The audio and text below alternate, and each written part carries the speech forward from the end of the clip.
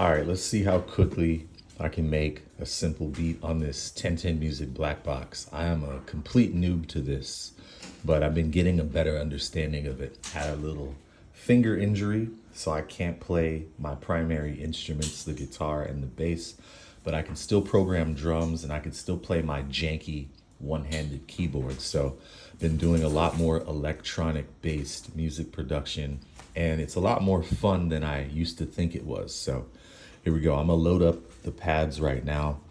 I got a bunch of samples in here, and yeah, it's already in one of my sample folders.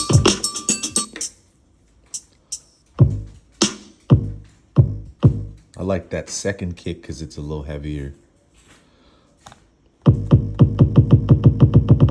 All right, let's get a snare.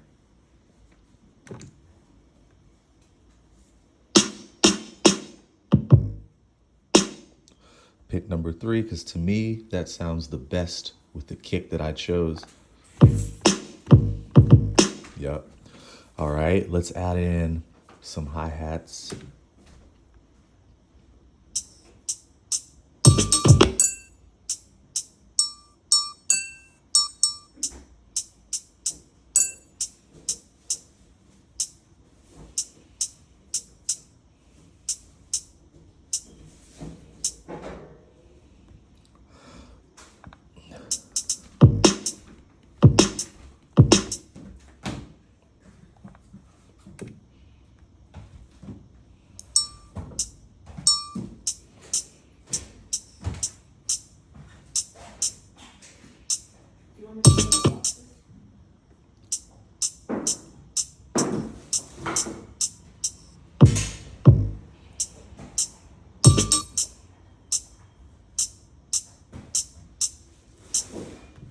Think we have a winner.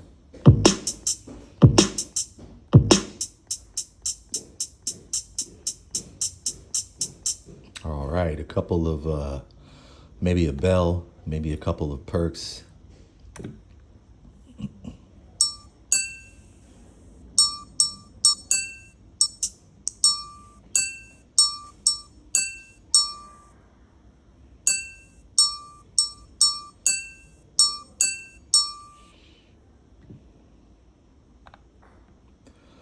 Get another one of those bells because I think those would sound kind of cool together. So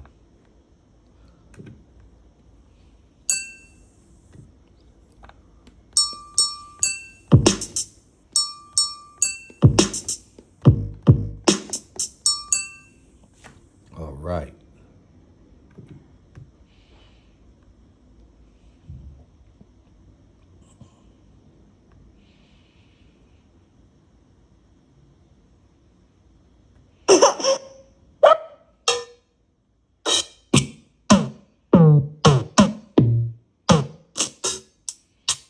These are super hot.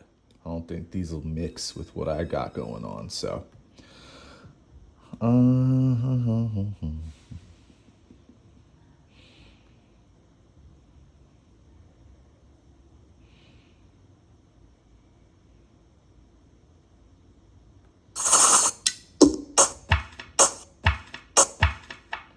that one might work for something.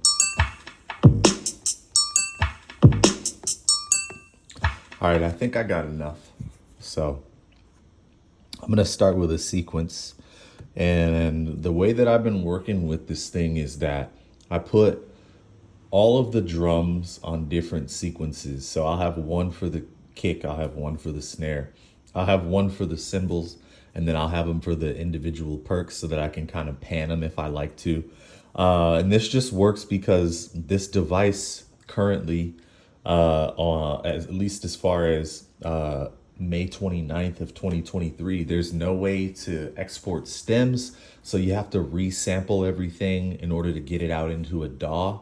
Unless you want to just like play it out of the audio outs or out of the headphone out into your DAW, which I haven't done that yet. The resampling option just works a little bit better as far as keeping everything on the grid. So yeah, I separate everything so I have more control later on when I go to build a track or a song. So we're gonna start with the kick, and I'm gonna keep it real simple. So I armed this sequence. Now I'm back to my pads. Let me go over here to the sequences info. What's going on here? Info, pads. There we go. I'm gonna drop this down a little bit. Yeah, 86, that sounds good. Okay, here we go.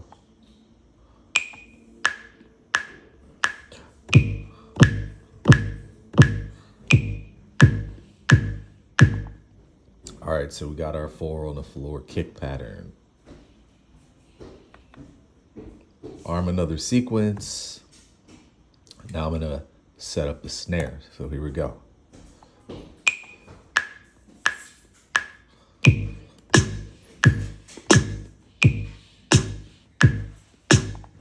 All right, we got our kick and our snare.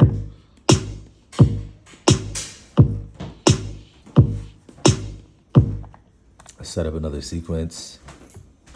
This one will be for the cymbals, the hi-hats, whatever you want to call them.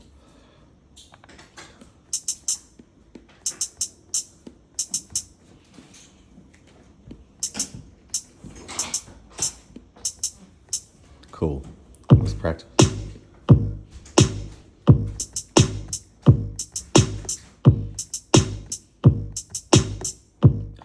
All right, cool. Let's put that in there.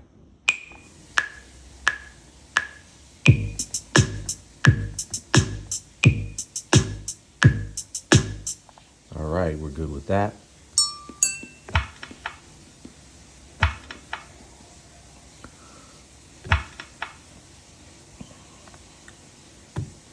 Make another sequence. This one will be just that, just for the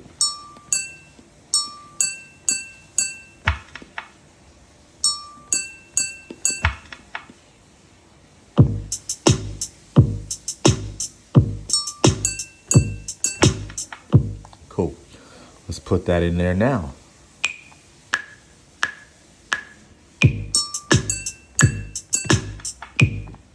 All right.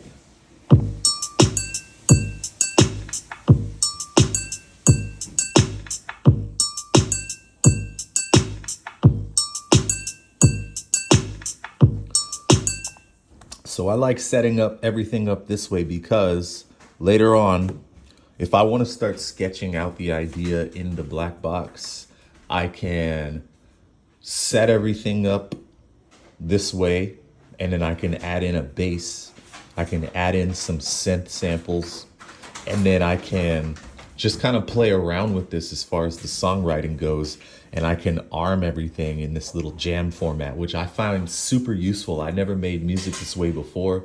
Like the Ableton clip launching system always was just like alien to me because I come from a linear music making background. Like I learned to record music starting by tracking my drums while having my guitar and bass lines in my head, and then tracking bass over that, and then tracking guitar, and then later on adding keyboards or whatever, and then my voice.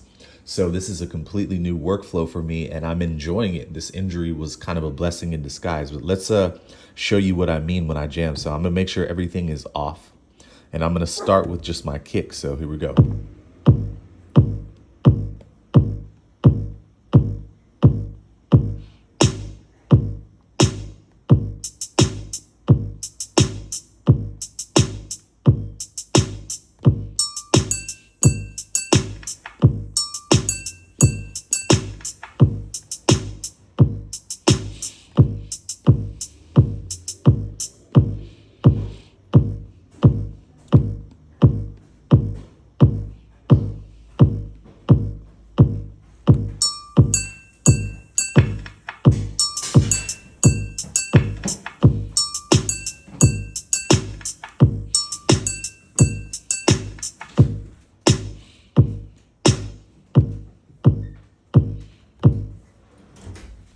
So yeah, just a quick little overview of how I work with this thing. Another thing that I love about this is I got this little power bank, and I just hooked this up to the black box, and I got my Anchor Soundcore Bluetooth speaker.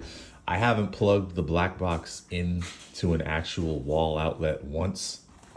And I watched a YouTube video about a case, and this case is actually for a Bose Bluetooth speaker, but it fits the black box in there snugly, and it has space for all of these cables and everything that I'm using as well. So this is a pretty versatile setup. I make a lot of music on the iPad as well, using Beatmaker 3 and now Logic Pro for iPad. One of the drawbacks that I've always had with Logic Pro, though, is that when I try to track drums, like electronic drums, the way that I just did here, there's something about the timing that's always off. Whenever I loop what I've created, even when it's quantized, it always feels like there's a bit of a stutter in between the loop, and that issue has transferred over to Logic Pro for iPad. So what I've done is, and this is part of the reason I set up my sequences this way, is when I export a drum track from this device, I don't have that issue. Everything lines up properly and it loops properly. So I've been starting with drums on the black box and then exporting these resamples as stems into Logic and then building upon that. So you have quite a bit of flexibility with this thing. And even if you're not using Logic Pro, let's say you're using Beatmaker 3 on your iPad or something like that.